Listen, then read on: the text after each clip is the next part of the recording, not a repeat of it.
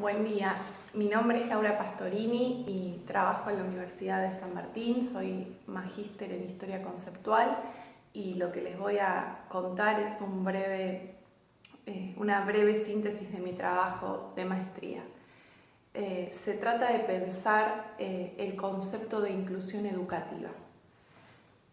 ¿Por qué pensar el concepto de inclusión educativa? Porque en la realidad argentina, por lo menos, esto es un concepto que se impone. Decía al respecto un pedagogo argentino en 2011,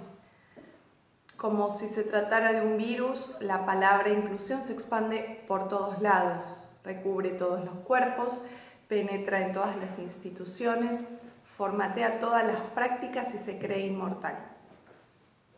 Inclusión se relaciona con diversidad, integración, discriminación, acceso, equidad, desigualdad, necesidades educativas especiales y pedagogía de la diferencia.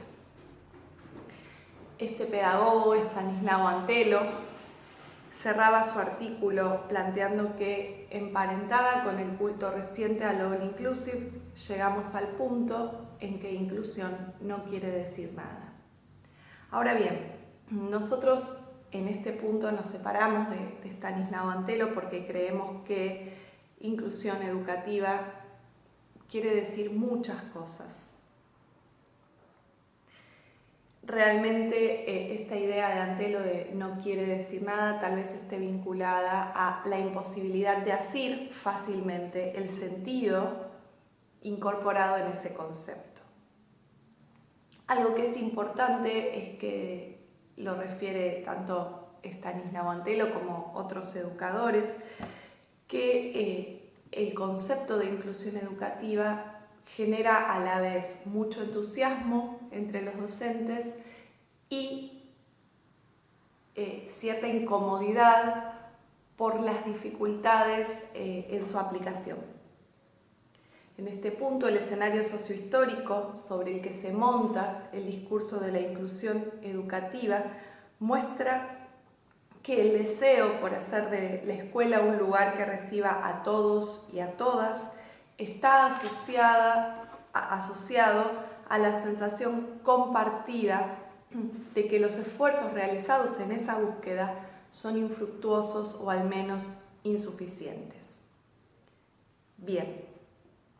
entonces hasta acá tenemos un concepto, inclusión educativa, que presenta una imposibilidad de asir fácilmente cuál es su sentido, pero además un concepto que genera cierta incomodidad a la hora de su aplicación. ¿Y por qué esa incomodidad? Porque se asocia a la imposibilidad de, la aplicación del concepto de inclusión educativa viene asociado a la imposibilidad de terminar, de barrer con otro formato de escuela que es el de la escuela de la disciplina, que sería el que está instalado con anterioridad a la escuela que propone la inclusión. Bien, hasta aquí entonces lo que podemos decir es que, de esto se trató nuestro trabajo, tratar de afirmar que el concepto de inclusión educativa es uno que encuadra dentro de lo que Reinhard Koselleck, filósofo alemán, planteaba que era la historia conceptual. Es decir, inclusión educativa es un concepto en términos de historia conceptual. ¿Y por qué?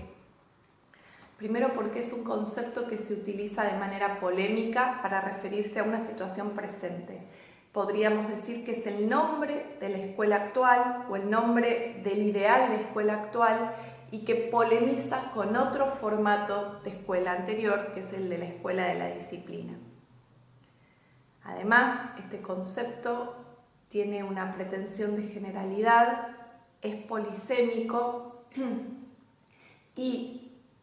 diciendo inclusión educativa, expresamos un contexto de experiencia y significado sociopolítico. el sentido que nosotros le quisimos dar a nuestro trabajo es tratando de indagar en el contenido polisémico del concepto, dar cuenta de los efectos políticos que conlleva y que produce, muchas veces olvidados o desatendidos en función de su aplicación natural o naturalizada. En este punto yo no tengo aquí el tiempo para desarrollarlo, pero he intentado de pensar en 3 momentos del concepto: en su génesis, en su desenvolvimiento lógico y para llegar al momento de sus aporías internas, tratando a partir de pensar en ellas, abrir otras posibilidades. No voy a desarrollar aquí estos 3 momentos extensamente por una cuestión de tiempo, solo voy a decir que su génesis en la Argentina es foránea, o sea, es un concepto traído desde afuera. Lo primero que rastreamos es que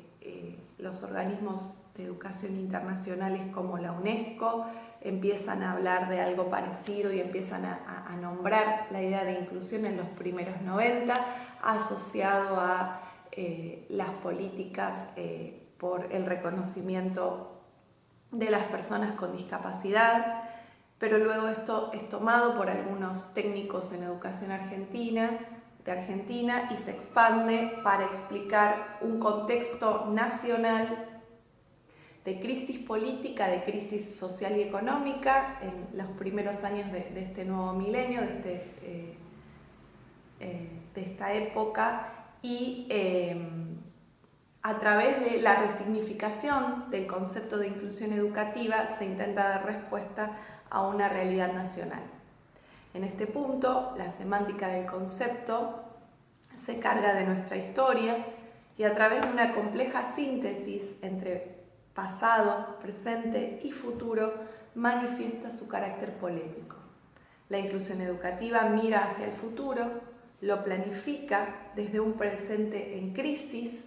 que reniega de un pasado del que pugna por deshacerse, aunque sin terminar de lograrlo. En ese sintagma inclusión educativa y en el conjunto discursivo que lo acompaña y complementa, se tematiza la experiencia socioeducativa más importante de la Argentina de principios del nuevo milenio y una perspectiva crítica de la historia particular que la explica. Bien, luego de pensar la génesis, tendríamos que desarrollar la lógica del concepto. Y lo que encontramos aquí es un concepto, como decíamos antes, polisémico, significa muchas cosas al mismo tiempo, implica ambigüedades y además en esta significación múltiple también encontramos contradicciones.